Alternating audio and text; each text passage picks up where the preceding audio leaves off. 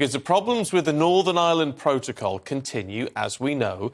Power sharing still in a state of flux. The DUP refusing to return to the devolved government until major changes are made to trading agreements.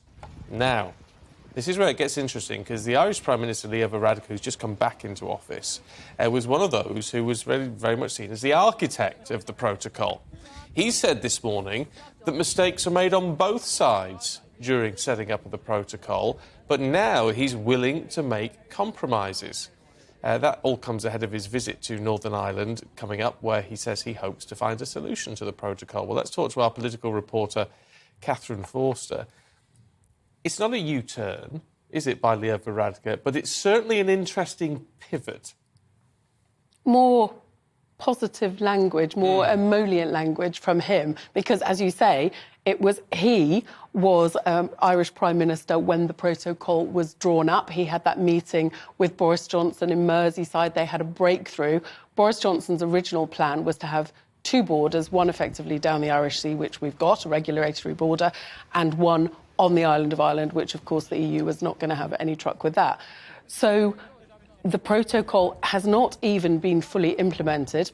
We're still in the grace period, and the UK unilaterally continued that, but it has caused massive problems in that effectively Northern Ireland is treated differently. Northern Ireland is still in the EU single market, and that has made goods between the rest of the UK and Northern Ireland, that transit, very difficult. So it does sound like a real softening, a realisation both from Dublin and indeed from Ursula von der Leyen and Maros Sefcovic from the European Commission, that the protocol is causing problems and that they are keen to find a solution. And they're particularly keen to find a solution by April, because April will be the 25th anniversary of the Good Friday Agreement.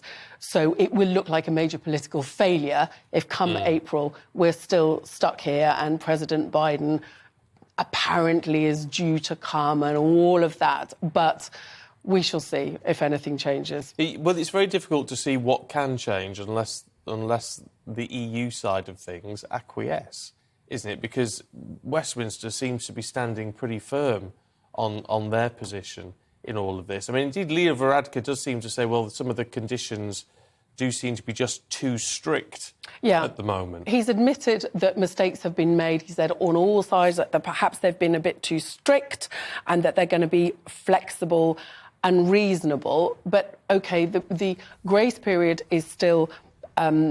we're still with that. So not only would they not have to implement the protocol fully, they're also going to have to soften some of the checks that are existing. So some talk of, green lanes for goods that are going directly to Northern Ireland that aren't going to... I suspect some sort of major fudge will be required. It sounds like a fudge, isn't it? So presumably anything that goes into Northern Ireland but not then into the UK...